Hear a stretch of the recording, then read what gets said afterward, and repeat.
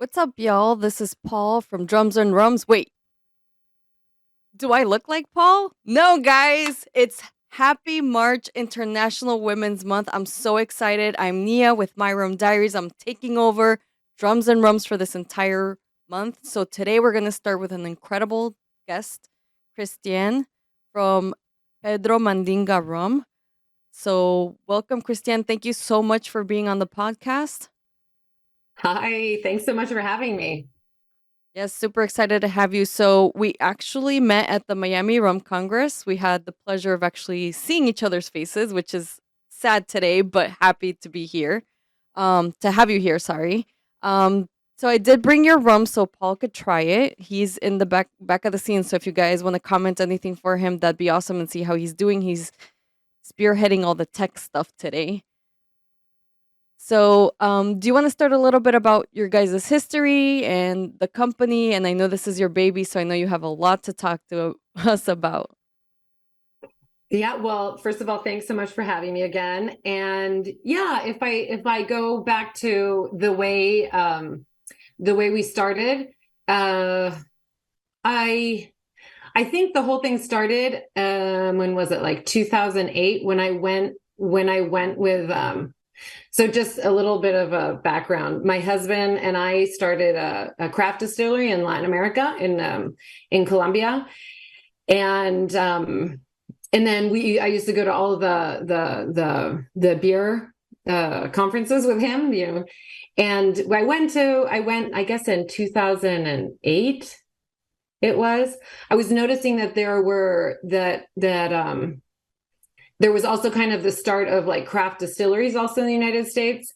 And it basically all led to, in 2010, of us going up to the Bodensee, up to and to buy our first distillery, our pot still, our copper pot still that we have right now, which we distill from in Panama. And it's a Holstein distillery.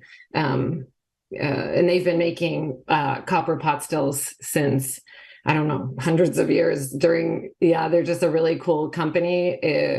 Historically, anyway, I fell in love with that company in particular. We bought the copper pot still then in 2010, and it took me kind of, I guess we started distilling in 2016, so it took me kind of that long to get the distillery up and running.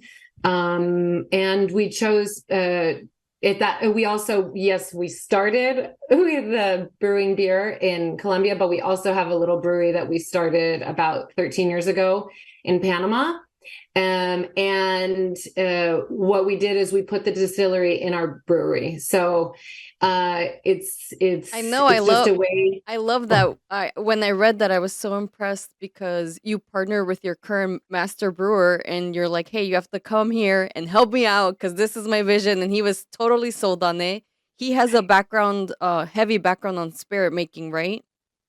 yeah. So you're talking about Brad Yes. Krause. Yeah. Yeah. He started the project. Also, I definitely got him on board, and he is a total rum lover. He lives now, Now, and now. yeah, he lives now in Panama, and he's actually retiring pretty soon. Oh, great. So he's kind of passing on the torch to our new head distiller and head brewer. So you're exactly right. It's like the head distiller and head brewer in the same location. And yeah, it's really cool. Also because you can piggyback not just some tanks but we also use the water. We recycle our water because, as you know, in both brewing and in distilling, water is like the number one important element used in the distilling process. And also, I mean, and also in the how do you call it, the dilution. Obviously, like when we're bottling, you have to use special water as well. And yeah, so we have this big water preservation system that we simultaneously program when we're brewing, when we're distilling. And yeah, it's just a great we've been playing around also, like later you can use the casks for aging beer, and then they take really cool flavors on, Yeah, and it's absolutely. I just a love really that. cool, it creates a really cool creative atmosphere. Yeah, there's a local Floridian distiller called Siesta Key. They're pretty well known with partnering with local breweries to get their rum aged or finished in the beer casks, which are it's so incredible. It's such a great partnership, Yeah, like it's business to really cool. business. They help each other out, which is great. Yeah. Yeah, and then I guess if you want to know about the brand name, did you ask about that? Did you ask that about you when getting to know who? Yeah, absolutely. Just tell us about Pedro Mandinga. I would love to know the logo, which is so beautiful. Like, what's the inspiration behind the tree? The name, obviously. Yeah, so Pedro, so when I was setting the brand the when I was setting up the brand, I first of all I really love history. And my husband does too. We're like really into history. Um so I started researching, and I really wanted to find a Panamanian hero, right? Like that's what I really wanted to find for my brand, because so many times rum is solely, like mainly about kind of just the whole rum running thing, and pirates and the ocean, and it's very much that. I mean, rum is such a Caribbean beverage, but I kind of wanted to find something a little bit different, so I did a ton. I keep looking down because I'm looking at the bottle. But Which we're lucky and we have it here, folks, as well. So we'll be sharing some of this amazing rum. Awesome. So yeah, I did some research, or a lot of research, I should say, and it was really hard to find a Panamanian hero, because Panama is relatively a young country, and it doesn't have necessarily that much history. But I came across so Panama, I think it's really important to remember that it's always been kind of like a road to cross the Americas, Yeah. even when there was no canal. And way before the first person uh, uh, crossed the world and went down below South America. But so it's always had that history of kind of being transient. And there was maybe everybody's heard of Sir Francis Drake. Yes. Yeah. Yep. So he was actually befriended by a Cimarron chief, and his name was Pedro Mandinga. And since Drake had like a person, I forgot the word of what you call it, but like a person journaling his voyages, Okay. this was all written, and it was written that in 1572. Drake befriended Pedro Mandinga, and he asked him, "Hey, can you help me basically steal the gold from the Spaniards, because they're getting all the gold and England needs to kind of catch up." So, and that's what happened. Pedro Mandinga started helping Sir Francis Drake basically.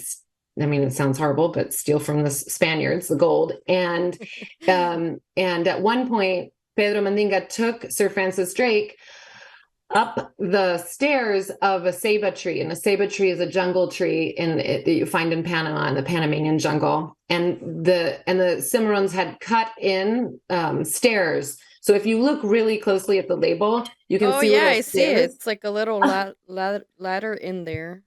Uh-huh. Oh. So, but this is all documented, that there's like stairs that are up the tree, and they went all the way to the top of the tree, and from the very top of the ceiba tree there was like an outlook point, and this is when they kind of sealed their friendship, and they made this pact for helping each other. What Drake gave to Pedro Mandinga was iron for their spearheads. Okay. So, and then Pedro helped Drake get the gold basically.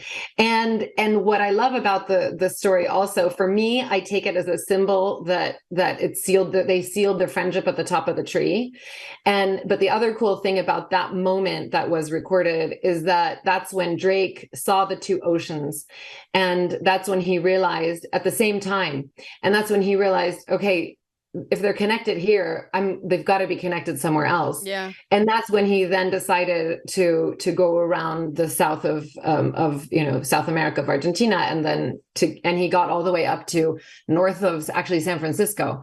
There's a Drake's bay up there, and it was actually pretty symbolic. When I first did my logo, I used a company in a company, a graphic design company in Napa, Okay. California. Yeah.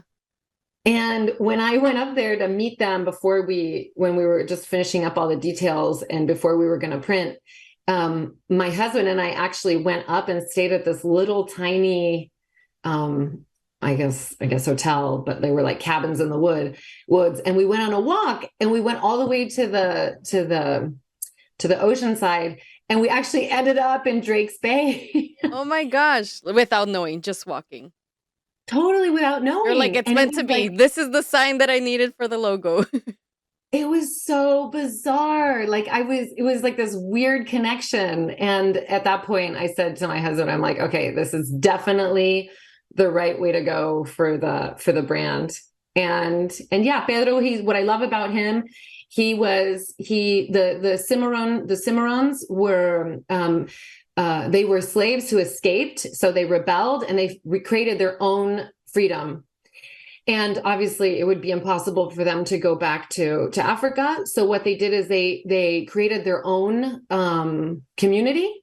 And they also intermarried with the local indigenous people as well.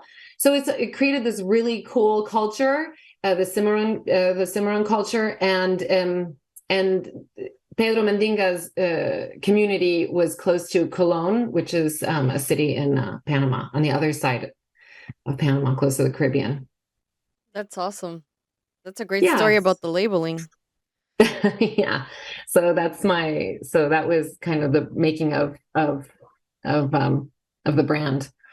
So I absolutely love, on top of your labeling, I love that you know where you source your sugar came from. I love that you know all the process from beginning to end. Can you talk a little bit about that unique process and your unique resource that you're using to make this rum? Yeah. So we distill from raspadura. Raspadura is a condensed sugarcane juice that we actually make right in the sugarcane farm. I love where we source our sugarcane. It's at the foot of the Baru volcano, which is I always fly there from Panama City, so it's like I guess a 30-minute flight, because you don't go very high, to David, which is the closest airport.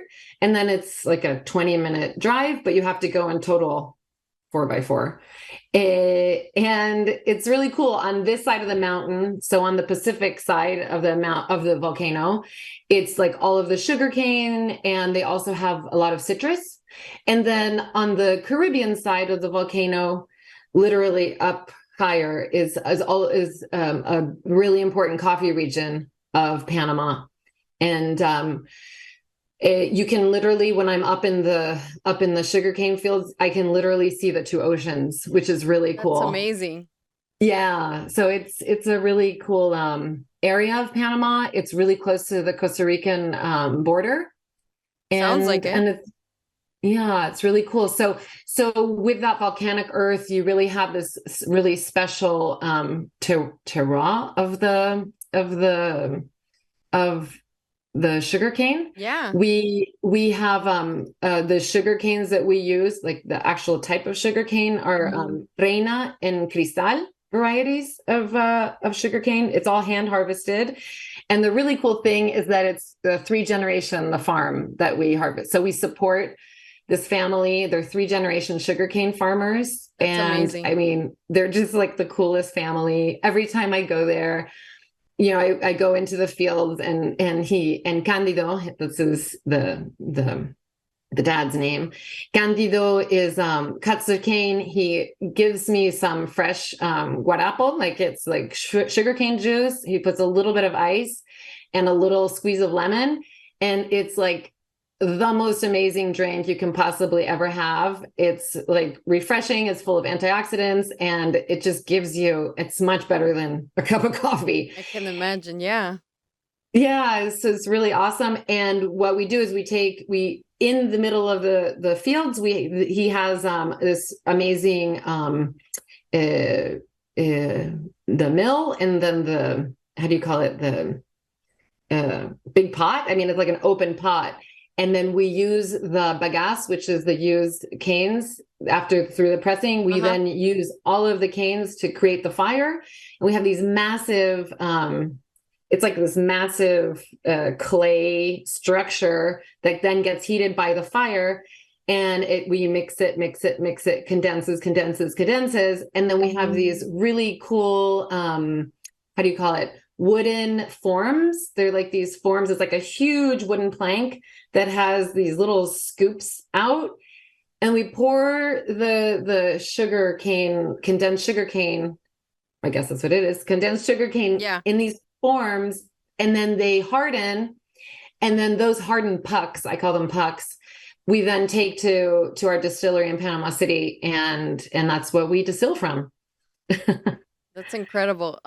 We also have a very large Cuban community here, obviously because of Florida, but they also drink guarapo. So I have had it, but I can only imagine how much better it must be fresh when you're at the sugarcane plantation. It must be incredible to drink that. Yeah, it really is an experience because, I mean, it's super hot, it's super humid. You are just like, ugh, and you drink it, and it's just super energizing. I think you're right. Yeah, they're drinks that, depending on when you have it and where you have it, it's like the experience just makes it so much more memorable. Have you tasted sugar cane from other plantations? Because my understanding is the places where there's volcanic soil, it is so rich, especially since you're saying that they have a lot of citrus. It seems like it seeps into the sugarcane as well. So the sugarcane itself gains so much characteristic from the terroir and also anything that grows around it. 1,000%. And that's what makes a craft drink so much more special, like in anything really, right? Even when you're going to wines or coffees or whiskeys. Yeah. If it depends on the base product and how it was grown, where it was grown. Literally, if it depends on the rain, like if there was like not enough rain or if it was too rainy, there's so many things that affect it. And I personally love it and that's the beauty of doing small batch beverage craft spirits, is that every bottle can be a little bit different. And I believe that's okay. And that's actually just awesome. But there are unfortunately people who need to know like exactly the way the product is all the time. And I think when you're dealing with craft beverages or products in general, you do have to have that appreciation of things changing. And I think also the uniqueness of each batch. That's why they're called batches, because that batch is unique and that's all you're getting. And transitioning a little bit into transparency, I know you're very big into that. So can you talk about, I did read a couple of articles, so I do want to pick your brain about that. I know you think that the rum industry is going to go towards what craft distilling did, like beer craft distilling did here in the US. I know that's your prediction. Also, as far as transparency, do you see yourselves changing the labeling, maybe like being like completely transparent? Like if you do add sugar, how much sugar? Is that something that you see your company going towards? Yeah. So that's a really good question. And I think it's definitely just in these, past 7 years, right? It's 7 years. That I looking at our label design, I should say, like in the past 7 years, I think that we should change and we should adjust a little bit The only products that we do back sweetening in. So back sweetening, just for those, I guess, who don't Yeah, know, should I say please that? explain it. Yeah, for sure. That's great. I love it. Okay. Yeah, because we have rum lovers, rum enthusiasts, and rum experts that are in the subscribers or that are part of Drums and Rums community. So I definitely love when we explain terminology because I Awesome. think it's important for people that are just getting into the rum world that they understand what we're talking about. Yeah, I totally agree. And I think that's what this, like your podcast and what all of these great rum societies and rum fests and are so amazing about is educating and talking and that we as a community kind of just grow together, because I think when the consumer is who changes the producers, like if the consumer asks for more information, then that's when the consumers listen. And like I said, I've already noticed that we have to make adjustments. I was just with my graphic designers yesterday, and I'm like, okay, this is what we have to change for on our labels. So one of them is actually putting more information. We put like our anyway. So going back to your question about back sweetening, Yes. back sweetening is the term that when you add the sugar to the rum, I specifically to rum I'm talking about, because there's back sweetening in cognac, there's, that's in other beverages, but specifically to rum, it's when you add sugar to the rum to make it smoother. And what happens is the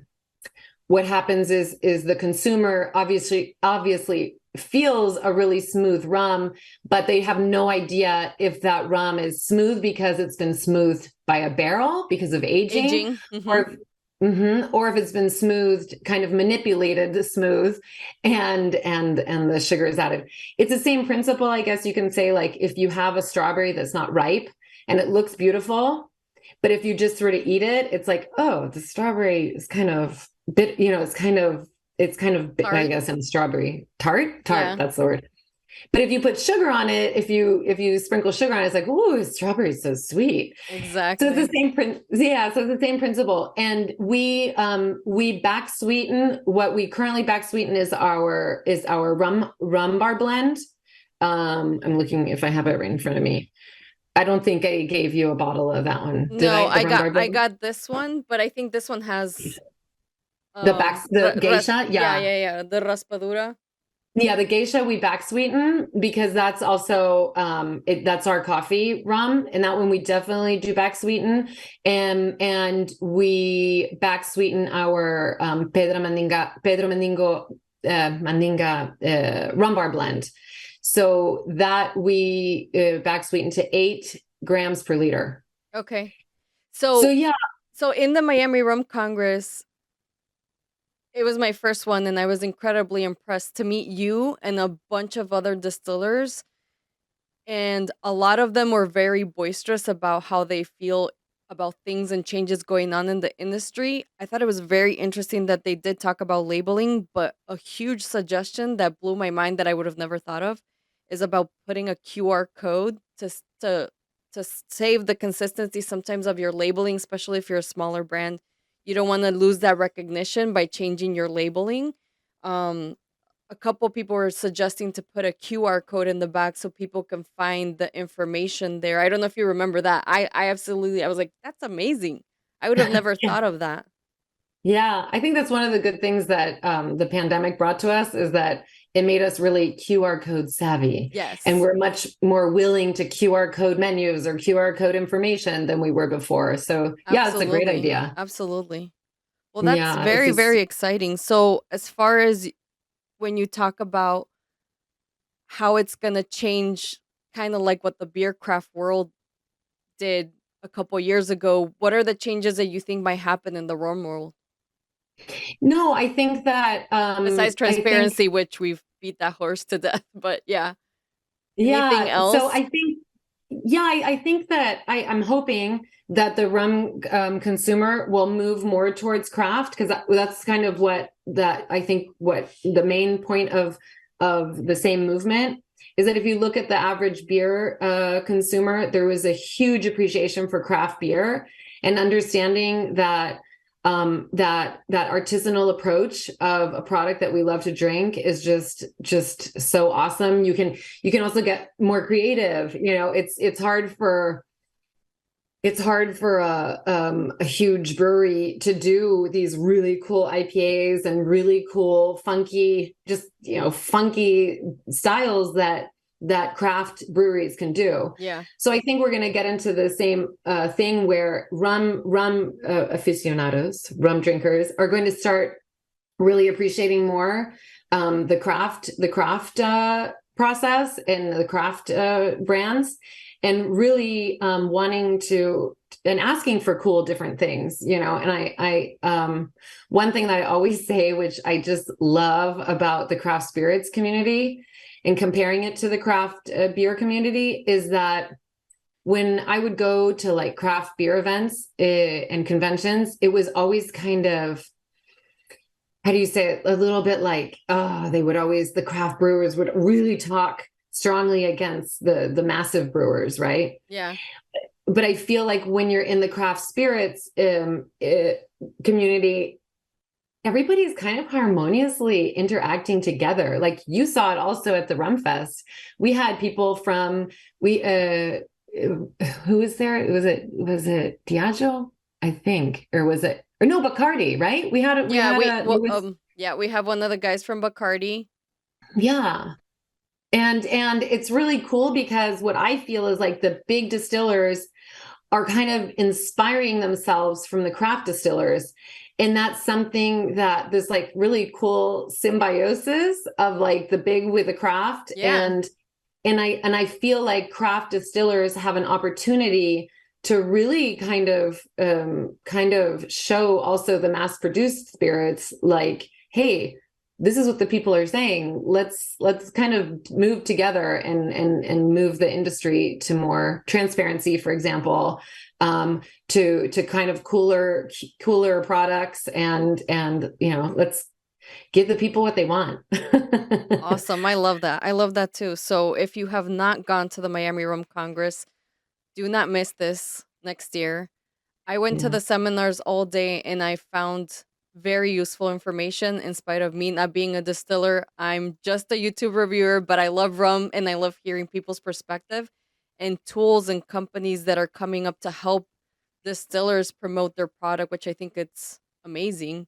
But I definitely learned so much and I was so happy I made it. And obviously I get to meet amazing people like you, get my hands on amazing products like your rum. Speaking of amazing products, unless you have something else to add about the company, I know you're truly passionate about this, but I definitely want to share with Paul some of the rum. One thing I just forgot to tell you about the back sweetening is that the way we back sweeten is with our own raspadura syrup. So we make the syrup in-house. It's from the same pucks that we distill from. So we create the syrup and that's how we back sweeten. So I think that's kind of cool because most people don't back sweeten with raspadura. And then the cool thing is that we have rum bars. I guess that's the last thing I'll tell you about our brand. And that's a bit different. I know that I'm super sorry that I don't sell my rum in the United States. So I apologize to all your viewers and listeners that I don't sell in the States. But the way we sell is we have rum bars. And we also distribute in Panama and Colombia. But we also have our own rum bars, which is super cool because we kind of create the environment to enjoy our rums. We also sell a bunch of other different rums in our rum bars, but we highlight, obviously, in our cocktails, our rums. And the reason I'm telling you this is because we also include raspadura, and we have since day one, into our cocktails. So like our mojito, for example, we use with raspadura. And I actually did try selling our rum here in the United States, I guess in 2017 or 2018. It was a little difficult. It was very difficult because I was doing it myself in Miami. I was like going from bar to bar. And Miami is a really heavy Bacardi state. Yeah, which is not, which is awesome. But most bar managers and most bar managers were just like, no. and then I had one ambassador up in New York, and she got into a couple of appreciating bars up there in Brooklyn and in New York. But it was a little bit too difficult being such a small startup at the time. So Were that's you why we don't sell here anymore. Yeah, were you there in the chat with Nico from Overproof?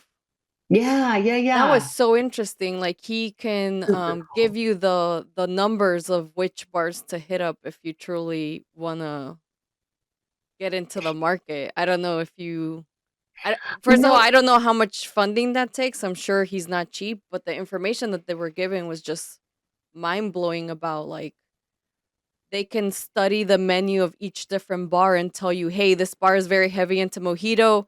If you have a white rum, this bar would be perfect to partner with. Go in there, pitch something, and see if you can yeah. get. Well, also No, offline, I have a very good acquaintance of mine. Her name is Isabel Rosal. She's another master sommelier, but she has a distribution company, so maybe I can connect you with her because it would be awesome to see Pedro Mandinga rum on our shelves. well, actually, we're planning on actually starting up in Europe. Is what we have a bar, a partner who wants to open a rum bar in Europe. So I think that's going to be our next move is Okay. going into Europe, Yeah. which is going to be really cool. But right now we don't really have the States in our projection. No worries. No But worries. yeah, but I So always love meeting people. So yeah, if you want to introduce me, I would love to. yeah, she's a great connection. Her story is incredible. Her mom is a master distiller in the Philippines for Luisita rum. And Very they are cool. they're the only single estate. I know Tandway is very famous Filipino brand, but Luisita, they're a single estate and they have a female master distiller for many, many years. So she grew up in that and now she lives here in the States, in Florida actually. And Very cool. yeah, so she has a distribution. She helps with distribution, so I just thought it would be a good connection. But yeah, Yeah, we love it. I'll Yeah, we send you love her it. info. She does a lot Yeah. of not only does is she working with a lot of companies to make rum and help distribute, but she also does home fragrances and candles with the Wow. residue of, like, for example, a lot of her home fragrances, because in order to preserve sometimes the essential oils you have to put alcohol, and instead of putting regular alcohol, she uses like distilled rum, Ooh, a high proof distilled rum. So the fragrances smell amazing. very Yeah, cool. she has some Wow. very Yeah. interesting stuff going on top of, like, she's a master sommelier. She has a company, Seven Sky, up in Tampa, and they do a lot of rum events, which is cool. Very cool. So Very cool. let's move on to the rum. Okay, I So poured excited. myself. Um Paul has some. We'll see what he says. I love that the notes are much sweeter, and it's not. I tell people sometimes don't dismiss the white rums because they can have different profiles and notes, and this one has a very sweet, like, it's not bland at all. Yeah, it has. I love, again, this is when you really have to talk about the raspadura and the farm. Yeah, and for me, it's really kind of well, what I feel when I first experience it is I feel a lot of hints of banana. Yeah, And there's some people who even um I've heard and I do feel it as well. Those how do you call them? Those banana candies, you know, those the yellow banana runts, candies? runts, I, yeah, grunts? runts. Oh, runts? Yeah, so those the runts. To me, I it don't know smelled if like, it's yeah. To me, it smelled like a yellow Jolly Rancher. uh-huh. It's Yeah. it's incredible. I've never nosed a white rum like this. That's why I was like, I'm so impressed. No, thank you. And I also have a little bit of how do you call it? Um how do you call it? Spun sugar, but what is it called? Um Cotton Cotton candy? candy. Cotton candy. I also have a little bit of cotton candy Yeah. flavor, but I can still feel the I can definitely still feel the cane and kind of that earthy, grassy. Yeah, absolutely. Yeah, so it's kind of a really for me it takes me back to back to the sugar cane in Chiriquí, the sugar cane, Yeah, the farm. Mhm. Amazing. What do you think, Paul? You want to turn on your mic and give us your input? He's like, it's so smooth. Is this really 40%? I was like, yeah, it's 40. Excuse me. We'll cut that out. Yeah, it was for a white rum, 80 proof. It's not overly powerful, being at 80, and No, this is what's the proof on this? It's 40 ABV, right? Yeah. Christiane? Yeah. All right, so 80 proof. So it's not, yeah. So, and that's exactly what you said there was what I was tasting. I was trying to think about exactly. I was thinking juicy fruit or something like it was like very Runts. much it's exactly the runts. That hard candy that comes in the different fruits that are in the box. Now we got to go buy a box after the show here. We're doing candy and rum pairings. There you go. It's a whole new, that's a whole new thing. But yeah, it's an easy sipper even with nothing else on it. There's no ice or not even in a cocktail. I think it's and it's got a good mouthfeel. And this is great. So it's unfortunate. Fortunately, we have to come to you for it though. Yeah, you have to come to Panama. I'll take you guys around the distillery. We can go to the farm. It would be really great. One of the ways, if it's like a really hot day in Casco Viejo, which is the old part of town of Panama City, I'll put coconut ice cube in there. So coconut water ice cube, Yep. and that's actually a really cool way to also experiencing it. It's like a really easy cocktail. It is. You just pop a piece of coconut ice in there. I may have some of our friends in that hard coconut water. Ooh, you ice might have cube, to bring so that we out. may have to bust it out. Yeah. So there's a hard coconut water company here that's it uses rum as their base as well too. And we've made some ice cubes with them. Surprisingly, it's 5.5%. So again, it'll freeze, but it's like you said, Christiane, it's just a great little slow infusing and not overpowering and watering it down, but it's a slow, mixing the coconut water flavoring in with the rum. Yeah, it's really I love doing it that way, experiencing it that way. That's incredible. So we are going to move on to the geisha coffee room. Oh, hold on a second.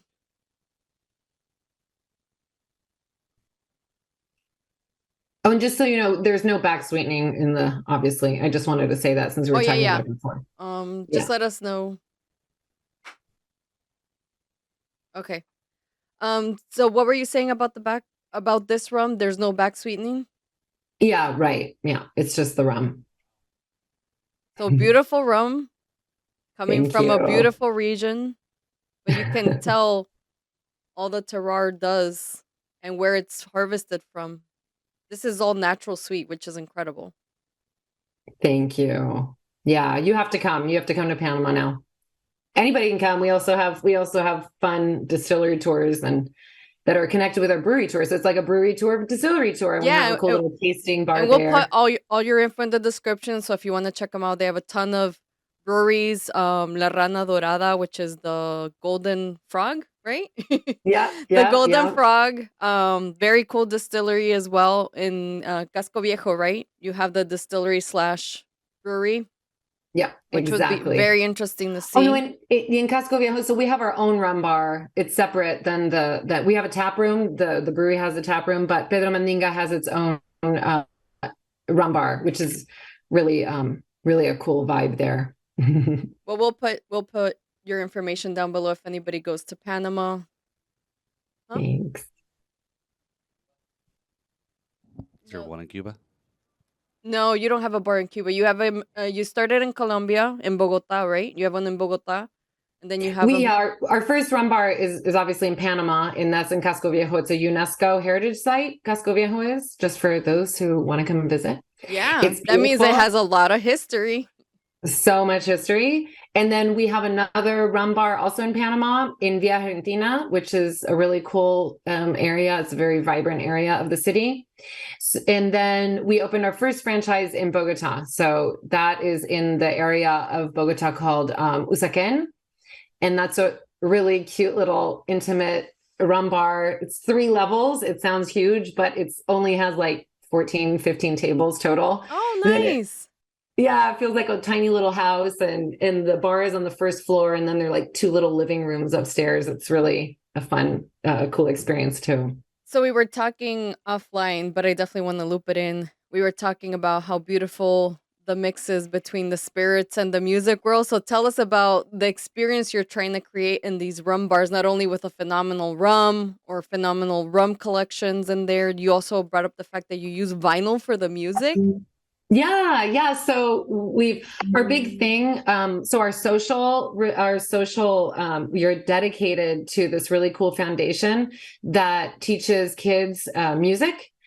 And our whole thing, our whole vibe in the rum bars, it's kind of it's a very much Caribbean style and feel inside the bars. I have 3 barrels aging since our very first day Oh my in the rum bar. gosh, how Yeah, so exciting.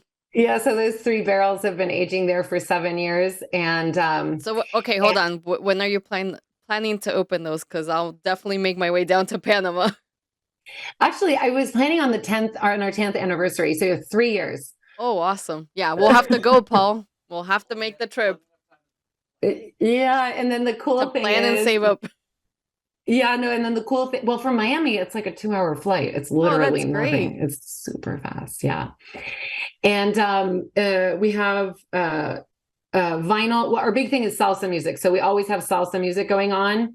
And we usually try to make it on vinyls. We have like in each of our rum bars, and our 3 rum bars, we have like hundreds of salsa vinyls.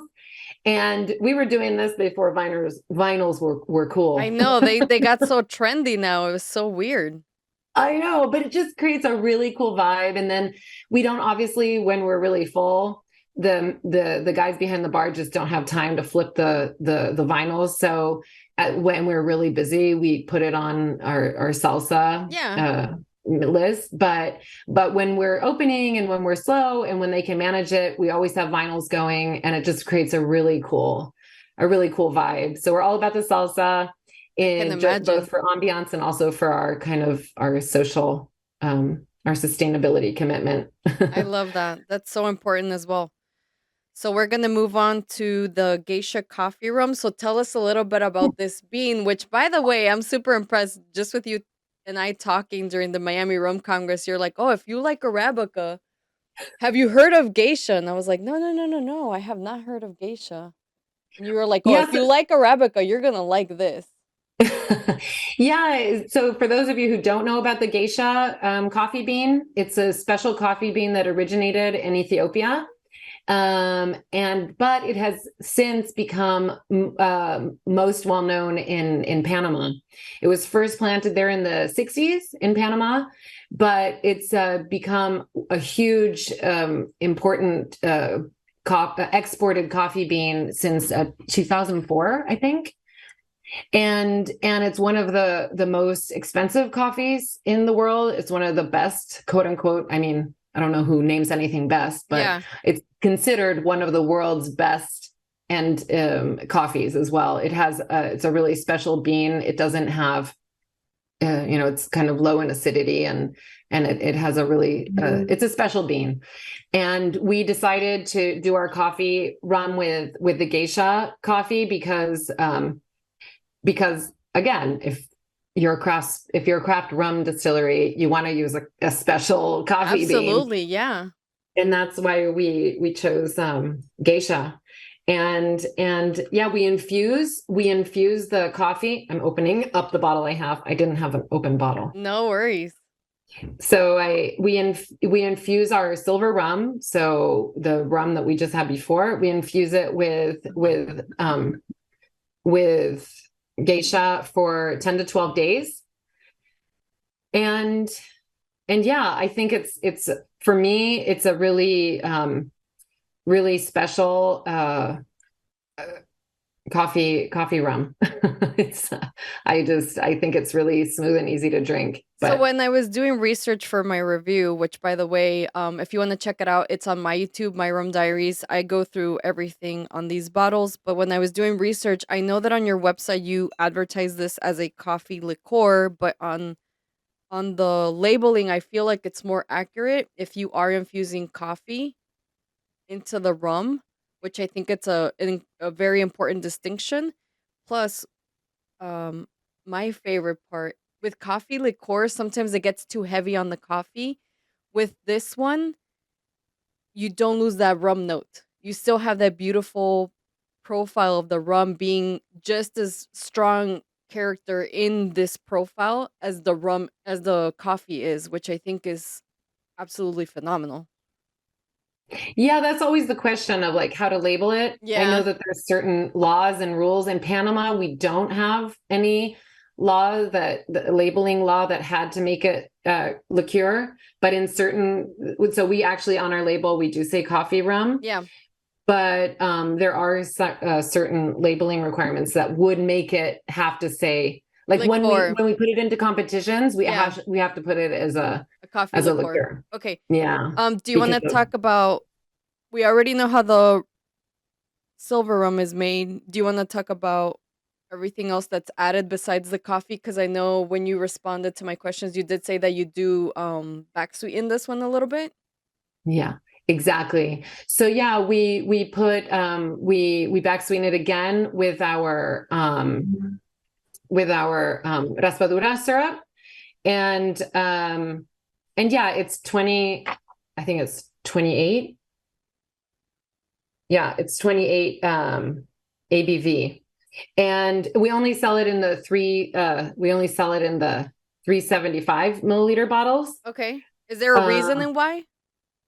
yeah, just because well, for a couple of reasons. I think it is such a special rum that or coffee rum that it's not like you're using it like for the silver I would use it in is for mixology. Everything. So Yeah. yeah, so you're not really using the coffee rum in mixology. We do in our rum bars. We do like our coffee cocktails. We do, but in Panama we don't. You know, we don't use these bottles in our in our bars. I We by the way, the weekend after my review, I did a rum tini, um, off of with these two rums, and it was amazing. It was oh phenomenal. And I well. usually don't drink martinis, but I was like, "Ooh, let me try." We have coffee rum, and the silver rum. I'm just gonna make a coffee rum tini, and it came out amazing. It was so good. Oh, It was so. I don't know if amazing. you've tried it, but just a suggestion. Yeah, yeah. No, we definitely have something comparable in our rum bars. But yeah, thanks for saying that. I'm glad you liked it. So, Paul, you got some. I want to hear your input on this. So again, I think this is another easy sipper. Again, nothing. It just totally neat and like the silver. Don't really need to add much to it. It's it's great to get the flavor of the coffee. Um, and I can definitely see why Nia was like, yeah, she came and she's like, you've got to try this. So yeah, this is I have to say of all the I'm talking into the glass like the glass is the microphone now. So yeah, I know you can't see me, Christiane. But I have to say is out of all the coffee rums or liqueurs or in that category that has coffee in the bottle, I have to say this is really smooth, really tasty also. So Um, yeah, it's I know we need we need to work and we need to get you up here into the States here. I well, know Paul, there's I'm sorry, go ahead. I said if you send me your address, I'm going to send you a bottle too. Even though I think I just opened my last bottle, so it'll have to be when I go to Panama next. But send me your address, Will and I'll do. send you some. No, I appreciate it. Hey, you can send me even a half open bottle too if you want. Okay, The okay, I'll do that. beggars can't be choosers. I appreciate that. All right. Very, very cool. I'm glad he likes it. Yeah, it's phenomenal. I told them I was like, "Oh my god, if we can get Christiane do March International Women's Month with us, it would be amazing because obviously she's a fellow woman and phenomenal product. So what else can we Thank ask you. for? So I really appreciate your time. We are gonna go into our quick questionnaire. We call it Okay. in 4 sips or less. Okay, dokie. I'm ready for you. Cool. Yeah, she says she's ready.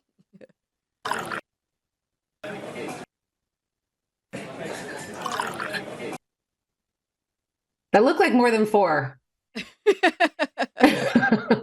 I'm glad you're counting. You're counting. Okay, Yeah, you're making me nervous now. You're no, gonna no, ask me 10 no, things. no. We're 4 quick questions. So in Okay. 4 sips or less, do you Okay. drink neat or on ice? Neat. Neat. Yeah, neat. In 4 sips or less, Johnny Cash or Willie Nelson? Oh gosh, why do you have to do that? It's like picking a favorite child, huh? I think I'm gonna go with Johnny. Oh yes, my girl. In 4 sips or less, beer or rum? Oh, rum. Don't tell my husband. Don't tell my I know husband. I was gonna say we won't tell your husband. We won't. Yeah, but one of the whole reasons I did the flipping distillery is because I'm more of a rum drinker than a beer drinker. Oh, that's awesome. That's awesome. And last question, in 4 sips or less, if you could start all over again, what would you do differently? Oh, that's a really good question. I guess, and if you would have asked me this at the very beginning, I would have been like, oh, I would have probably bought a piece of land and made my own, started producing my own sugar cane, because when I meet fellow spirit producers who have like their own wheat and their own grains, and then I'm like, oh my God, that sounds so romantic. And I love the idea of being so like, much work. So much work. But now that we help out Candido and we really kind of support their family and have grown with them over the years, it's something I guess I probably would have just done the same, because I just really love knowing that we use that same farm and we've been using them for all these years. So, and I guess every time you start a new brand or start a new company, there's so many struggles and there's so many errors you make, and nothing is ever easy. And the trick is to make it seem easy. Like when your guest comes into your rum bar or somebody, sips your rum, they're like, oh my God, that's amazing. I love it. It's so cool here. And they should feel like there's no stress going into that product or into that rum bar or into that cocktail but the reality is that it's so difficult and you make so many errors. But if you don't have those errors, you don't grow and you don't learn. Absolutely. And you don't modernize and you don't stay relevant. Like we have, I told you one of our breweries is 13 years old, but we also have a company it's in Colombia. It's our other brewery, and that company we've had for 22 years. So it's really hard to stay relevant and have, good beer that you've been doing and for 22 years. So I'm hoping Pedro Mandinga has a super long life. I hope, he stays alive and appreciated many, many years because it works with all of those errors you make into like feeling that happiness of a healthy brand and happy consumers and happy guests. And you and your husband are constantly traveling to all kinds of conferences, which I absolutely love. I feel like that keeps you in touch with the changes in the industry, changes that are coming up. You also hear feedback from other people, maybe struggles that they've been having, and you can learn so much from them. So much. I think it's so important to really, I always tell like all of my team, every day, dedicate yourself to reading newsletters of the industry. So, and it can be 10 minutes, but just subscribe to industry newsletters, read them every day for a few minutes, stay up to date, stay in touch with people, And definitely go to conferences, rum fests, clubs, societies, like be as much as a part of the community as you can, because that's how your passion grows. And I think it's super important to learn from others and talk to others and share your experiences. And yeah, I think it's super important. You talked about the Miami Rum Congress, but Yeah. Fede, I have to put a shout out to him. He has not just Miami, he has them all around the country and also in Puerto Rico. I told him, I said, if I'm ever ready to sell in the States, I'm going to go with you and go all of your rum congresses, because That would be genius. Yes. yeah, they're awesome. And Yeah. he has such cool people who come and talk, and he has such cool rum brands that present. And look, you were there. He has cool people who attend. Oh, thank you. So, yeah, so it was like such a pleasure meeting you there. And I think that yeah, I encourage anybody who's a rum lover to always go to his rum congresses. He has some he has one in Chicago, one in San Francisco, New York, LA now too. It's crazy. Maybe one day Yeah. Panama. I know they just launched Puerto Rico this year, so maybe Panama's next. I told him to come. Yeah, you have some phenomenal rum down there too. And Yeah. speaking of additional education, I am a master sommelier, so if you are interested in those, they do have very involved classes like master sommelier, but you also have the rum sumner, and you're talking to experts in the field of rum. All the training is virtual, which is super helpful. Thank you, COVID. We can definitely we definitely gained some knowledge from that. So it's very, very easy. Definitely check out the Royal Rum Society's website. They have a ton of training there, but Yeah. it's a designation that can go on your name like a doctor's title. Is the same thing. So you get the credibility, but also the knowledge. That's what I love about it the most. It's the knowledge. 1,000%. It's actually so cool that you mentioned that, because all of our mixologists and all of our servers, even Yeah. all of our servers, are either training or trained as sommeliers. And we Oh, do. that's awesome. Yeah, they offer it in Spanish too, which is, for all the Spanish speakers, they offer it Yeah. in Spanish too. And we actually do it's how do you call it? When you do the tasting, it's because you can't do a virtual tasting, obviously, but part of being a sommelier, it's an online guided tasting. That's what it is. Right. So we actually we do those in our rum bars with the rums that they guide everybody with. So yeah, I totally agree with you. I think it's super important, and I think for everybody who's even just serving rum, making cocktails in the industry, it's awesome to get certified. Yeah, especially if you want to be in this industry and just understand a lot of the history of rum, because there's a lot of history and techniques of the spirit, because it's crazy. You can't. I'm at a point where I feel like we can't even designate rum in a certain type of classic category. It has to be very fluid, 'cause especially with small craft distillers coming up. They're doing some crazy stuff. Like you're using raspadura. I just found out a company in Michigan that's doing raspadura as well for their source material, which I thought was crazy. Their raspadura is from Colombia. It's beer, brewery, and distillery. Funny story, they also have a brewery and distillery. But interesting things like this. But thank you so much for your time. I so appreciate you being with me today, helping me take over the Drums and Rums podcast for International Women's March. We will be mailing out your t-shirt. Oh, thank you. I'll wear it proudly. Yes, Thank for you. sure. And again, make sure you check out, we'll have Pedro Mandinga Rum's information down below. And we'll definitely see you in a couple years, because we're going to be there for the 10-year barrel thieving. Well, I'll be you're there. super more than welcome. And I really appreciate having, talking with you today, and also meeting Paul, and thanks for enjoying my rum. And please do come down to Panama. I'd be more than happy to show you around. Thank you so much for being such an inspiring woman during this month. And make sure you check out Christiane. Not only is she a founder of Pedro Mandinga, she's part of the Women Leading in Rum. Very, very inspirational. So thank you so much for your time, Christiane, and I look forward to the next rum. Oh, thank you. Cheers. Cheers.